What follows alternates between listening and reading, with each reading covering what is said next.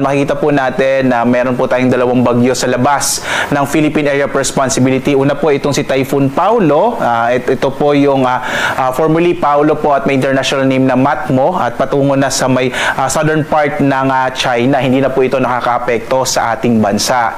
Samantala, meron pa tayong isang bagyo na nasa labas ng Philippine Area of Responsibility. Ito po ay si Tropical Storm Halong. Ito po yung binantayan natin na low pressure area sa nakalipas na araw.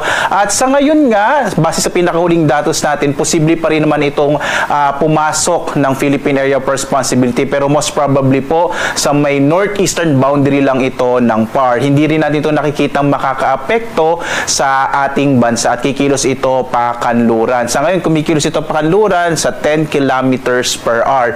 Ang pangalan po ng ating magiging susunod na bagyo na papasok ng Philippine Area of Responsibility or mabubuo ay Kedan, after po yan ng Paolo. So parehong bagamat may mga bagyo tayo, hindi ito nakakaapekto sa ating bansa. Sa ngayon, southwest monsoon o habagat na nakakaapekto lalong-lalo na sa may kanlurang bahagi ng southern Luzon. Makikita nyo halos walang kaulapan sa malaking bahagi ng ating kapuluan. No? So asahan po natin malaking bahagi ng ating bansa makararanas ng generally fair weather, pero posible pa rin yung mga localized thunderstorm lalo na sa hapon hanggang sa gabi. Kaya nga po, punta kayo sa panahon.gov.ph para makita nyo yung mga latest na mga ini-issue natin na thunderstorm advisories.